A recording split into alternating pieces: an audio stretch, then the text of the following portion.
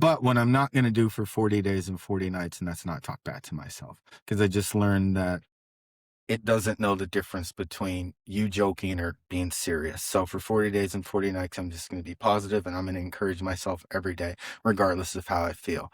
Good job. You got up That's there last awesome. night. Good job. Good job. We're not going to worry about the feedback, the reaction. Did you get up there? Did you do your mic? Because it's really a transformation. It's hard out there. Oh, yeah. Yeah. You got to be kind to the mind.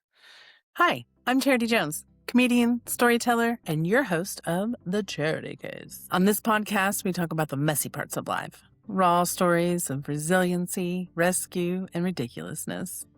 If you've ever had to start over, pick up the pieces, and just laugh to get through it, you're in the right place. This is The Charity Case.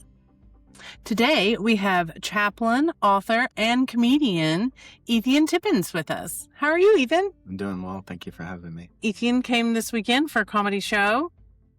Tell us about why you accepted this invitation and how you ended up in Tulsa, Oklahoma. So the reason I picked Tulsa is there was an opportunity to perform here with the person I started my comedy journey with in New York City. 2 years ago, we took a class, American Comedy Institute, shameless plug, but thank you to Stephen. And we took a class a couple years ago and stayed in contact the whole time. And not only did she performed, she hosted it, and I and another participant, one of our close friends, Chris Keys, he came from New York to participate in the show. And it's a really important weekend here in Tulsa, Oklahoma, Black Wall Street. So I figured it was a time that I could accept the invitation, along as step out of my own way and step into what it is that actually gives my life meaning. Yes, speaking of giving your life meaning, you have wrote a whole book about it, right? And how to get there. Yes. Tell us a little bit about your book. So the title of my book is 40-Day Roadmap to a Life Forever Changed. How to discover your power, find your voice, uncover life's meaning, and embrace your calling.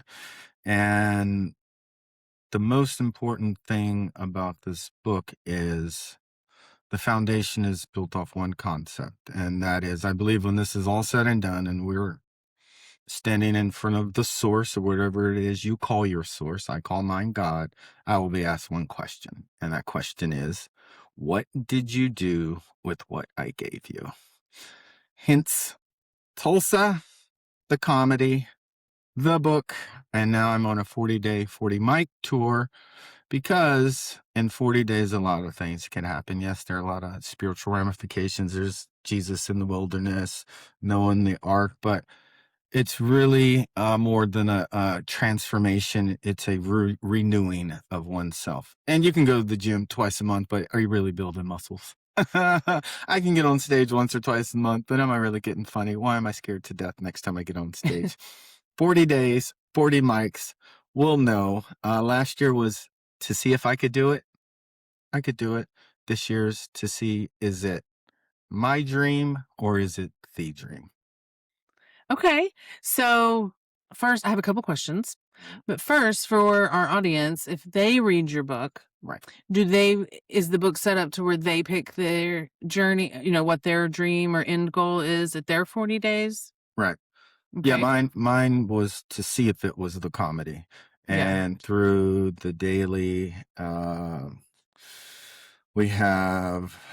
every day we have some spiritual insights from a chaplain. There are things that you can do every day, your motivation, your meditation, the things that you read. It's really to discern what it is that you want to do with your life. People have been sitting on these, there's something burning. Everybody has something burning. You can say the kid stood in your way. You can blame it on your wife or your husband or you're they or you're them.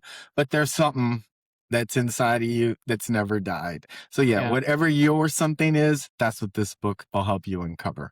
And that's why I wrote it. It was the actual steps that I took to take the class with her in New York and overcome that fear. Yeah, I had the class, but Stephen's no joke. So it was really scary to still stand up in front of a New York audience and try and make people laugh in New York City at Gotham Comedy Club. So yes, whatever your dream is, whatever it is that's burning in your heart, this is a tool to help you uncover that. Well, speaking of that class, that was intense. Yeah, we had to right. And then every night we showed up. It was a week long. We showed up at night for class, a couple hours during the evening, and then we would have to perform in front of our class. And then Stephen, the instructor, would critique us and tell us what we did wrong. And sometimes we got things right, but more about what we did wrong. Feedback. Yes. And anyway, and then you'd come back and do it again. And then we had a great graduation show at Gotham Comedy Club at the end. We did. Yeah. That was my first time performing in New York City. And I got the fever. I am addicted. I want to go back. But you've been back several times. I've been back. They invited me back. Most of my shows have been in New York. I've been blessed with the opportunity, and I've taken more classes. Had the opportunity to perform at Comedy Cellar, Buddha. So yeah, last year is really intentional because I gave myself a year in between. This is my year to take off of school. In between board certification and full-time chaplaincy, I have an agreement with my source that I have a year. It is almost June, and I see the window. I believe there's a time and a season for everything. So when the opportunity presented itself to come and do a show here, hello, and the significance of this weekend, and to be able to send out on a 40-day, 40-mic tour, it was really aligned with where I am in my life right now. Okay. So you mentioned June. It's now the middle of May. So is June your year? Is that your year break that you had given yourself? Nope. January to December. So okay. So you have till December. I have till December. Yeah. I took off October, November. I took off 90 days to lose some weight because there's one thing that I've learned you have to take care of. I don't care about any dream. If you don't have your health, you can just look at it from your phone laying in the bed, but you do need to take care of yourself. So I was about 240, and the goal was to get down at least 200. Well, I felt cute on camera. Although the ultimate dream was 190, so I got down to 190 by January. Nice. And Congratulations. thank you. I took the time off to invest in myself. Self-care is really important. People can't help no one else. My father used to say it all the time. You're always worried about your friends. You can't worry about your friends unless you worry about yourself first, son. So my health was first. I took care of my health, and this year was very intentional. It was a busy year, so I wasn't able to perform every single night, yet I was able to get on stage at least once every month. So what is the significance? You mentioned it a little bit, that there's biblical references about the 40 days. Right. Can you tell us a little more about that? How did you pick the 40 days? 40 days, 40 nights, Noah. Yeah, the rain. Bible, the rain. And when the new season came, it got rid of the old and brought in the new. Just keep it simple as that. There's a lot of people that I don't want to turn off with that. As a chaplain, opposed to, you do have to become a minister first or as well. But as a chaplain, I'd rather meet you where you are versus tell you what to do and what you should believe and what will happen if you don't believe what I believe. I meet you where you are, working in an interfaith hospital. In each room, different religions, different faith, different people they don't believe. They do believe. It doesn't matter. I meet them where they are. So for me, the 40 days is really a reinvention of myself. 40 days, 40 mics. I'll know if this is something that I want to do or not.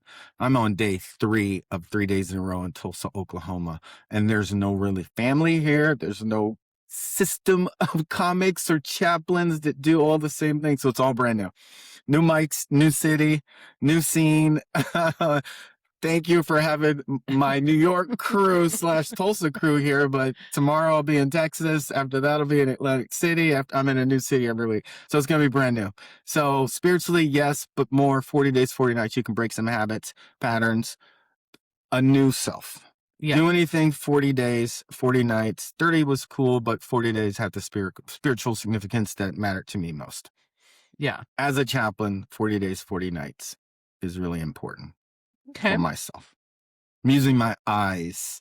In cohort, there was a lot of wheeze, so I need to use my eyes. I believe my next 40 days and 40 mics, at the end of it, I'll know. And it's different than doing 40 days, 40 mics in your city where you're comfortable, where you're familiar. When you get out of places that are familiar, you really get to see who you really are and what you're about. Well, you mentioned that you'll be in lots of different cities. Do you have your schedule mapped out? Do you have your I 40 days I do. planned? Yeah, it's fluid because on this journey there will be opportunities that present themselves. Hopefully, I want a different mic every night. Yeah. So yeah, I have my 40 days mapped out, and I have a vehicle to be able to do. It's really important that you find.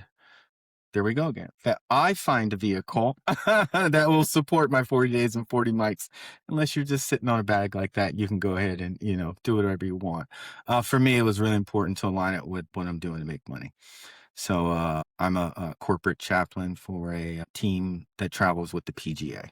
So we have a couple golf tournaments coming up this weekend in Texas, then wherever they are next. I'm using that as the vehicle. So I also get to do my chaplaincy during the day, and what gives my life meaning is really the both of it. During the day, I want a chaplain, and at night, I think it's the best medicine. Comedy? Comedy is the best medicine. Sometimes I just put on a movie to watch it to laugh. Sometimes I put on a movie to cry. Sometimes I just put it on just to smile. I leave it on mute, but it's medicine. Yeah, I agree. It makes you feel good to make people laugh. It makes me feel good to make them think first. It makes me feel good to be remembered. The laughing is the cherry on top. I believe the question of why I wrote the book is, what did you do with what God gave you? Is the gift. So I believe the gift is the comedy, and it's more important of doing it before that window shuts and it's all said and done, because nobody knows when it's our last day and our last breath. So Yeah. before it's over and said done, what'd you do with it? What did you do? I don't want to get in front of what it is I believe in and have that question asked. What did you do with what I gave you? And I hit, huh? Hello? No, do something with it. Yeah. They're your gifts. Your gifts were to give. Our gifts that we were given were to give, not to sit on them and bury them in fear and say that this came up and that came up and I never got to it. Well, when you're sitting by yourself, you still think about it. If you've been thinking about it for decades, you still got that song burning. The song, the one you hum, the song, the joke, the whatever it is, your architect, whatever it is that you've always dreamt of doing has something to do with your purpose and the call on your life. Yeah. I believe it. I believe it. I mean, I can't tell you how many years I've sat doing therapy with little kids and adults, and I love my job, and helping people and seeing them progress is gold, but I don't feel like it's all I have to give. Right. I feel like there's still more in there Right. and I want to share my voice. Right. Like you said, the cherry on top's the laughing, but Right. for me, it's like you said, having people pay attention and just getting to share my voice and maybe helping somebody, or, Right. maybe somebody learns something. But That's how I felt about chaplaincy. I just knew there was more to it. I mean, it's rewarding. It's scary. I mean, when I'm on call and I'm only chaplain at the hospital in the middle of the night and I have to go to labor and delivery and do a fetal demise or oh, something like that, I don't want to do that. But I yeah, mean, that's what I was chosen to do. So I show up and do it, but it's not fun.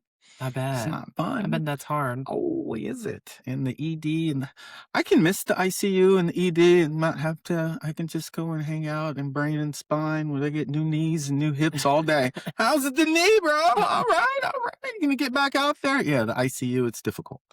The emergency So department, difficult. let's go back to knee and spine. So do you get called in there to go like pray with somebody before surgery? There are, yeah, sometimes we call it pre-surgery. Depends on the hospital if they depends on the patient. So when you do CPE, clinical pastoral education, certain hospitals are different. Some will prefer you to ask to pray, and a different certifying body, they want the patient to ask you. opposed to you going in there and pushing your beliefs or agenda on them. So I don't really want to go in there with a hidden agenda. If prayer Yeah. comes out of it, cool, because we don't know if they believe in prayer or what it is they believe in. You just want to come in with a clean slate. And I call it ministry of presence, just my presence. I just want to be here for you. If there's anything that I can do here for you while we're here, I'm all about it. If you'd like to pray, we can do that. And then we kind of structure the prayer around what it is they would like to pray about. Okay. So very different than like a preacher. Right. A lot of preachers go in there, they don't last in CPE because they have a hidden agenda. They want to, I don't want to say conform, but that's what they believe. They Right. believe in whatever particular faith background it is that they're practicing that they want you to. Yeah, right. They're Mhm. on their mission. They're out. So yeah, a lot of them don't make it in CPE and in the hospitals. And Okay, that's so why tell us one more time what CPE stands. clinical pastoral education. In Okay. order to get board certified and work in any hospital, major hospital, you need to have your CPE units. That's your prerequisites to Okay. lead to board certification. So yes. So what are the benefits of being board certified? What does that lead to? It's associates, bachelors, masters, doctorate. It's on your way. For me, might get me in a little trouble here, but my favorite ones that I use minister in the hospital are spiritual care volunteers that are not getting paid, that are taking time off of work, that are taking buses to the hospital to sit with people. Personally, I believe the case studies are my favorite part of the practice. You write up your case study, you sit in front of your peers and your colleagues, then they break down your visit. And that's when you get the feedback of why'd you ask that question? Was it something inside of you? Why were you afraid of that? And in the beginning, it was always, every case study I wrote was about a father that had a stroke and the mother that died of cancer. And those are always the ones I seem to present until you have someone in your class that's usually a woman that, so Ethian, I wonder why it's always that you bring these cases to us. Wow. Because those are the ones that stood out, and those are the ones that I still need to do work on, because my father passed out of the blue. My mom passed from cancer, all within 6 months of each other. And I believe those were the steps of my life that led to this direction. That led you to write the book? No, that led into the chaplaincy. Oh, yes. So I've been sitting with people that have lost people for a long time. So I believe that people are what they are before they go back to school or anything for it, some kind of formal training. I was this before I did all that. Yeah. You just need to have the paper on the law, and you need to have those letters in order to work in the matrix. Yeah. Because when I'm running the hospital, my spiritual care volunteers come, I let them go to ED. In the ICU. Don't tell. I'm not in class anymore. Really, it's to just be able to communicate and talk to the doctors and the nurses, because they have different kind of lingo. So are you able to talk to the doctor after a really difficult situation? And that's what it is. It's an interdisciplinary team. You guys work as a team. So are you able to talk with your whole team about what just happened in that visit versus just spending some time with the patient and praying for them? It's not just about the visit. And that's really what the spiritual care volunteers offers, that moment. Part of the team, you're part of the team. Okay, we need this. Chaplain, what happened with that? The nurse said this happened. The doctor said this happened. The family doesn't believe in God, but they don't want to unplug them because they are praying for a miracle. So all these things like that, and the doctor's done everything they could do. There's nothing left to do, but they're praying for a miracle. And if we unplug them, it feels like we're committing murder. So now we need you, Chaplain. Go in there with your expertise. Oh my God. I don't think you can learn that in a book. I mean, you have to. I mean, as I look back on it, it helped. The experiences are what are my best teachers. The experiences. That's what has shaped and molded me into the clinician that I am now. And I'm able to use that on the stage. It's a lot of improv when you walk into a patient's room, it's a lot of improv. Yeah. Same thing when you're on stage, especially when you have hecklers, and depending on where you are. New York City. Oh my God, Tulsa last night. They were sitting this close. Whoa. And there were no bouncers, so they could say what they wanted to say. Oh my gosh. Yeah, some of the mics around here get a little a little risky sometimes. Not really risky, but people do say stuff. But most of the time, everyone's behaved. Do you feel like everyone behaved last night? Or you didn't stay real long. What'd you say? You went up number 10? I stayed long enough to watch it. Yeah. It was a good experience. 40 days, 40 miles, you don't know where you're going to end up. You just know you need to get up there. Whatever it is that you have to do, stick to it, stay consistent. It's really in the consistency that changes you. You know, if her friends were not there, day 2 was a little scary. I might have fibbed a little bit and said that I did it and not. But when it's all said and done, you're doing this for yourself. When you get ready to be honest and true with yourself, it matters to yourself. When you're able to look yourself in the mirror and say, okay, I did that. It was scary. Everything I'm doing now is scary. I think I've had 2 shows that were fun. Right now, it's really scary. I think in a week or 2 weeks of getting up there every night, less anxiety. But right now it's... Oh, yeah. You'll get to where you don't even think about it. But I think it's easier when you keep going in the same city. I don't know. I go both ways. When I do shows out of town, though, I feel like you get a new energy because they haven't heard your set before. And it makes me more excited to tell the joke because I can tell somebody that's not heard it before. So I feel like, and if you bomb out of town, nobody knows at home. Well, that's the thing about filming it. And I'm documenting the experience. What I think the difference is, at home when you're doing it, it makes you a better writer because you can't Yeah. keep going up there saying the same thing every single night. I can take the set and now go on the road and see where it works, where it doesn't work. Like, I like this city more than this city, or I like that city more than this city. You know, I'm born and raised in California, so that's home. When I go home, I'm comfortable, even if I haven't performed in a while, because I started as a spoken word artist, and I used to, before I would get into the poem or the piece, I would try and be funny the whole time. Okay, Yeah. let's get up here and try and be funny and then get into my monologue or whatever it is. So I'm comfortable there. I'm not comfortable on the road. So I bought a car. I'm hitting the road. I'm putting miles on it. If you're not putting new tires on your car, you're not doing nothing. If you're not changing the oil every 3,000 Oh, miles, I need an oil change. you're not doing nothing. Get out there, go see it. You know, it doesn't really matter what age you are, what stage you're in. There's something burning in you. That's the essence. Not only did I write the book, I have a planner that goes along with it. You know, the ones that need to put everything in the box. And then I have a journal for you to journal every day. I have all 3. And I do have people that just like reading devotions every day, and they're really not into the book, the journal, or the planner, but they do want to wake up every day and read a devotion. So I have this bundle that was written through me to give to you guys. So I have it all covered. Now it's just really going out there and giving it to the world, and what happens, happens. I just want to be able to say when it's all said and done, I did it. Yeah. I at least tried. There you go. So have you been journaling every day? Is that part of your 40 days? So every day, I will say this. So you have an action step.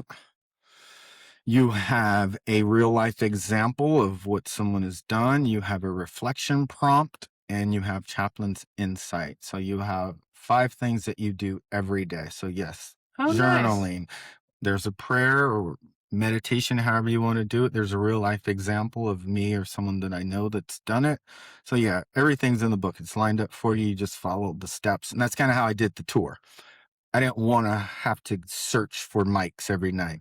This was all intentional. This year was intentional. Last year was to see I can do it. This year is very intentional of how I'm going about doing it.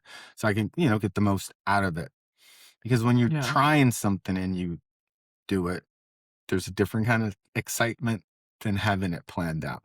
It's the prep. It's the preparation. Sometimes the preparation is so important. Sometimes it's more important than the performance, the prep. The performance dictates how much prep you put into your performance.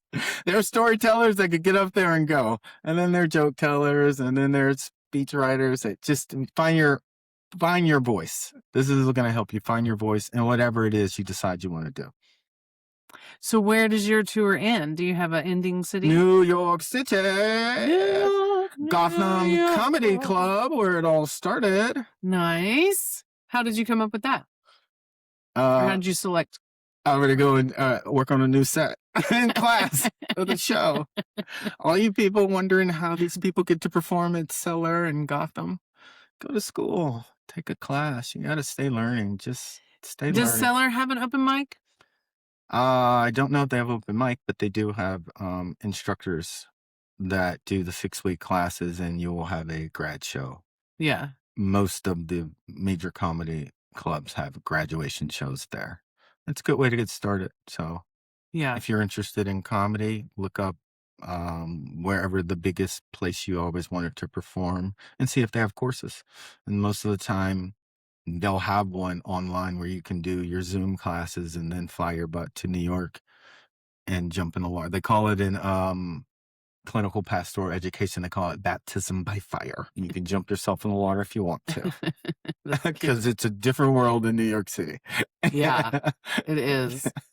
The only thing I regret from that trip is not going to the open mics. You know, Stephen really didn't want us going to the open mics while we were doing the class. Right. And that was my only regret, is that I wish I would have done some mics. If I go back, I'm definitely going to keep myself Well, they're two different real busy. kind of instructors. Instructors want you to go get the open mic, the experience. But if it's your first time taking a class, it could throw you off. Yeah. Because Yeah, if you're brand new, you could get real discouraged. I could see that. first mic you go into, it's because it's the whole neighborhood. The homeless guy that sleeps with his dog around the corner, he signs up. Everyone's there. Everyone's trying to blow up from the open mic. So, So they're pretty packed. Yeah, it's like 30 people. So you don't really know a structure. You don't know what a premise is. You don't know what a punch is. You don't understand that part. You just know you're funny. You know you're funny amongst your friends. People have always told you you're funny, but the classes help give you some structure. Yeah. And some teachers are, before you get out there to the open mics and get discouraged, like you said, why don't you at least finish the class and do your show here and then take what we've learned here and take that to the mics. Whereas some teachers are like, okay, that's what she told me. Get yourself in the bars. You in these little comedy clubs thinking you're a star. Go hit the bar tonight. Let's see how you do at the bar. You got to do the bar shows for a little while, at least. Let's see how tough you are. Yeah, the first night was cool. It was her show. The next night, she didn't come out. All by myself at the bar. Oh, I sent him to Cellar Dweller all alone. It's like, okay. Tonight you're hitting Bites and Brews, right? Wherever you're sending Bites me. and Brews. So we're out here, Tulsa. When I say the window is closing, it's there's an Eminem song everyone knows. You got one shot. Would you take it? You got one shot, one opportunity. This is my one shot. I know it. There's nothing. Why do you feel like your window is closing? Are you referring to age? I'm referring to age. I'll use I'm an athlete first. I'll use that kind of reference. I thought I can get a 10-day contract with baseball, basketball till about, I won't age myself right now, but there was a certain number that you can go, okay, it's over. So as far as comedy, I was watching Bill Burr on, I forget what show it was, and he said the same thing to him. Bill said, what are you talking about? What am I going to do? Pull a hammy? So, but he's seasoned. He's been doing it 20 plus years. To begin this journey at this age, it's been the fear that has stopped me. It wasn't the want, because I've always wanted to do it. So now I think there's a time, just like a sowing and a reaping season. All these years I've been the funny person doing this and at least trying the comedy, just not in the right setting. And I understand now that I have this newfound purpose, which is chaplaincy. Am I going to be just a funny chaplain? Or is it going to be a combination of both? I learned that I can integrate it all, but I know deep in my heart and my soul that it's coming to a close. And the people that you want to do it for, they're all leaving. Mom, dad's gone. My last uncle just passed. Like, the people that you're doing it for no longer here. I believe they're here if you believe what, your belief system is. However, they're not. And there's one important thing that I've learned, that there's nothing worse than showing up to the right door at the wrong time. Hello? Isn't this the door? I saw everyone go through this exact door. They're not on the other side anymore. They're gone. Yeah. There was a time for you to walk through that door. And you know it when you start. You'll know it. You'll know it. I have a buddy of mine who he says that real close friend of mine right now, and he's on me. And he tells it the way it is. Oh, those Geminis. Ooh, good Lord. So he goes, yeah, man, my basketball dream is over. I didn't get drafted. He played in college with Steph, and he was in that was his group. And for him to understand that season's over and now it's a new dream. So it's also to see, has it passed? Was it the dream? Was it a young dream? Because it's 25 years old hitting open mics and doing things like that. That's fun. Like, you Yeah. see the scene, they're all hanging out, they're going to work, and they're coming back tomorrow night. At this age, that part wasn't. The first night was fun. It's fun on the weekend. It was fun. You also got to have a balance too when you're chasing something like this, when you're out having fun. If you drink or not drink, whatever it is, don't overindulge, and you really got to take care of yourself. And this, if it's okay, I can say why it is so important is because we've been connecting via Instagram or text, and she put her house on the market on a Tuesday to go chase her dream. On Wednesday, she was in the hospital and now has a pacemaker in her heart. So when people say there's a time and a season for everything, there is a time and a season for everything. And I hope that was okay to say, but Yeah. you telling me that put so much pressure on understanding the moment. Yeah. You got, just like the song, you got one shot, you got one moment. Would you seize the moment? Shout out M. Would you seize it? So right now I'm seizing it. I'm going for it. They may like me in Tulsa. They may not. Hey, they may love me in Dallas. They may not. But hey, I was there. I showed up. I did my thing. I talked about my book. If it all ends tomorrow and I have to answer that question, I can say, hey, you saw my set. I love it. I love it. Where can people find your book? You can get it Barnes and Nobles, Amazon, but I prefer you to get it off my Instagram or my website, Eaze Vision, EAZE, Vision at Eaze Vision. I just started my Instagram page. I just went live. It's a job. Oh, it's a full-time job. When you're ready to, you want to post for a week and then disappear and then come back in 2 weeks and think you had all those people that were following you for that week to stick around. No, they're not going to stick around. Some of the actors, and Viola Davis said that one of her mentors, and I remember watching that episode, and she said one of her mentors told her that everything that you've ever wanted is on the other side of fear. And I like that. fear. I'm basically a big trust fund baby whose mother died too soon while she was in the middle of writing her book. So, hey, Mom, the book is not only for me, but this is finishing what my mother started.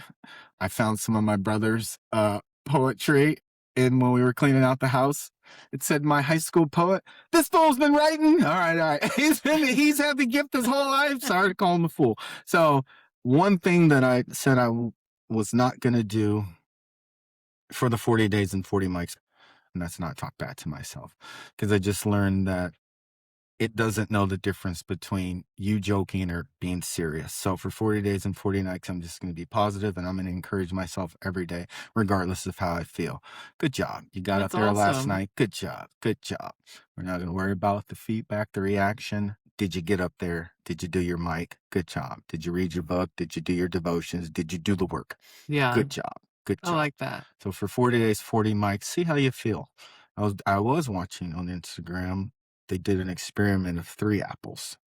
One they were going to talk lovelies to for the whole 30 days. One they were going to ignore for 30 days. And one they were just going to poo-poo on for the 30 days. At the end of the 30 days, the one they poo-pooed on was mush and brown and dead. The one they ignored was just soft. But the one they loved on was just as hard and perky as was the day they bought it. So they just used words? Just words. They came Wow. in, the apples were on the counter. People would come in every day, ignore, talk good, poo-poo. And at the end of the 30 days, the one that was loved on for the entire time. So I'm going to love on myself for 40 days. So for 40 That's days and awesome. 40 nights, I'm going to love on myself. What happens at the end of it is what happens, because it's really a transformation. It's you, Yeah. because it's hard out there. Yeah. You got to be kind to the mind. It is hard out there. It's scary. It gets easier and easier with the comedy anyway. What do you feel like your favorite room is? What's your favorite mic that you've done? It was at Gotham, but upstairs on the main room. Oh, I want to do the main floor so bad. The main stage. And that was when I say crazy, I'm associating the word crazy with God. So I'm saying, God, the crazy part about it was that's been my biggest dream of my life. And when you're doing it, you don't even realize it. Yeah. I was eating after I did Comedy Cellar. I was eating with some of my buddies in New York City. And I said, yeah, I did Comedy Cellar tonight. It was all right. And the waiter, she says, or waitress, she says, I live here. That's a big deal. Some people have gone their whole careers and not had an opportunity to perform at either one of those places. Yeah. It's It's a true. big deal.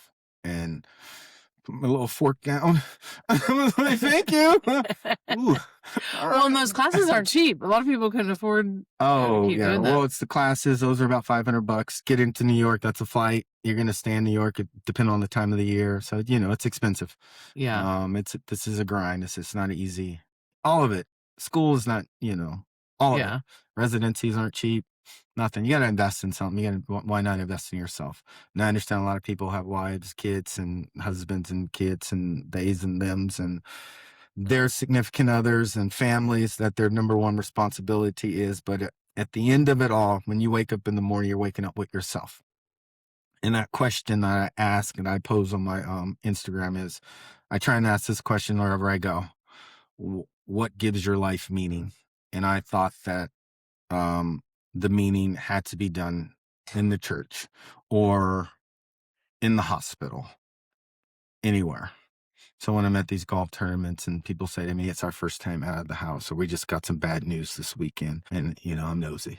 Well, tell us more about what it's like being a chaplain. When I'm rounding in the hospital and, you walk into a certain room and they're like, chaplain, or whatever it is they believe, that's what they call you. Father. I love when they call me father. So I'll be a father. Father, pastor, whatever they call me. I don't know why I'm here. I exercise right. I eat right. I don't even know why I'm here. And then always, when's the last time you took a break? When's the last time you took a vacation? Yeah. How's your stress level? Oh, father, pastor, why? Oh, you sound like my wife. You got to do something for yourself. So it's really important for me, for people to take that time, especially spend it with your family or loved ones, because you never know when it's going to be the last time. You have no idea when it's going to be the last time. So for me, when I'm talking to customers or patients, whatever, it's when's the last time you guys took a big family vacation? When's the last time you did this? And then this is when the ministry comes. Well, it's our first time out of the house. We haven't been out of the house. We've had some stuff. And you can feel the spirit. You go, okay, well, this is what we were here for today. And is it health? And well, yeah. And we'll keep going. Well, stage 4 cancer, or I just lost my mom on Friday and we just lost dad Tuesday. And this is our first time out of the house since then. And I'm like, you guys are doing good. Look like you're having fun. So it's just someone giving them an ear and to be there without any kind of hidden agenda. So you're set up in a tent at the golf course and they just can come in and sometimes we're set up at a tent. Sometimes I'm not there for that. I'm just there for the team. A lot of times in the morning, okay. The team is whining. So it's not just the patrons. Everybody's going through something. Yeah. Everybody's going through something. So it's for all of them. That's so it's cool. heavy. Yeah. And in that choice, there are going to be some obstacles. And it is a choice because I don't have to wake up and do it. I don't have to go and chase this dream, but it's in there. It never went away. It's still burning. If it doesn't go away, if it has never went away, and when people ask you these questions and you make those faces, it's there. Yeah. It's there. And this book is something that can help you discern if that's this or if it's that. Because everyone has responsibilities and it just may not be that time, but there's a way you can cultivate it during what you're going through. One thing is taking those classes. A lot of people don't know where to start. I was listening to Nate Bargatze on, and he said, how'd you start? He goes, I always wanted to do comedy. He goes, I just didn't know where to start. So he took a comedy class in Chicago, and he's still close with that teacher to this day. So a lot of people, and then stick with it. Whatever it is you're learning, stick with it. And it's really important. I think it's the most important thing is your environment. So where do you go to school? Where are you going to do your dream? Where are you going to do these mics? So if you're comfortable at home, getting your seasoning at home and doing your local mics to get ready to go to New York City, do it like that. I'm more comfortable on the road because I've always been on the road. So I like brand new. Before I even went into ministry, I was in sales and was on the road and going from business to business and door to door. So when I was in the hospital, that was just preparation for what I was doing in the hospital. I was used to knocking on doors in Bozeman, Idaho. They've never seen a brown person in real life. Oh my God. I was used to it. So when you're in a hospital that's predominantly white, it doesn't bother me when I walk into a patient's room. One quick story. So I did this through COVID. So they didn't have family Oh, yeah. Everybody was alone. and I was rounding, and it was my whole hospital. I love it when it's all mine. And, I popped in this one room. I just lived in Hawaii for a few years. And when you bug people in Hawaii and they're locals, they just go, just cruising, brah. Just cruising. We don't want what you have. We live here. We're just cruising. So when I round in the hospital, that's how I talk to patients. Hey, one of the chaplains, just cruising, don't want anything. I'm just checking on you. How you hanging? And it was this, he had to be in his mid 70s, maybe 80. And yeah, he kept moving on his stomach. I'm all right. You're the chaplain, huh? Okay, I'm good. But every day I would, and he has no visitors. So about a weekend, he's like, sure, come in. What brought you in? And he's just, my stomach, I don't know. After a couple weeks of just popping in, have a seat. We get to his biggest regrets, first it was not being a good grandfather. Yeah. And not necessarily father. Father was second. And what he wants to do now is leave his body to science so he could say he did something with his life. And then we finally learned that this every day was cancer. And Oh, then I get another call page, and I come and he's in the ICU, and I get there, he's intubated, and his wife's standing there. Same look that she had when I walked in. She goes, "You're the chaplain? You're the person that he calls me every night and talks about all night." So he's still my patient, but now it's her. yeah. And a couple of days after that, he passed. And the family, they fought. Would they give the body to science because that's what he wanted? But they didn't want to do it. And I learned that they finally were able to give their father and grandfather his last wishes, and is to donate his remains Oh, to good. science. But the not having a hidden agenda and just checking in every day to open him up, even at that age, for him to go, all right, I was all he had, but still, after a while, we were able to find some common ground. It didn't matter race, religion. It was just, I was able to sit with them when he was going through something very difficult and talk about things that he was never able to talk about with his kids or his grandkids. Yeah. And that's the reason why I do this. And this is what gives my life meaning. The comedy was the dream. I just wanted to find a way to integrate it all. And this is a way for me to do my ministry. It doesn't necessarily have to be in the hospital. It doesn't necessarily have to be on the golf course. This is ministry right here doing this, because for her to do one of her biggest shows a week out of getting a pacemaker, murdered it and killed it, and has way more shows. And she just went to the doctor today, and the doctor said, "What are you doing? You're not supposed to be doing anything for 4 to 6 weeks." And you're like, oh my God, but I killed. I did have a great show. What gives her life meaning is getting up there and doing her comedy. It's my mother, before she passed, both my parents were educators, and she was skin and bones and still teaching people how to read. I was so mad at her people for coming over, but that's what woke her up every single day. Yeah. Teaching people. Yeah. I felt like if I hadn't had all these shows going before I went in the hospital, I don't know, I could have gotten depressed. I could have just stayed in bed. It was really hard. Just with the way I was starting to feel with my health. But yeah, Well, the how are comedy. we feeling now? Good. I'm ready to go back to the couch. You're right. But my heart feels great. Good. My heart feels great. I have lots of energy. My body's just kind of catching up. But yeah. Well, do you have any last words for us, Ethian Tippins? Thank you. Thank you, Tulsa.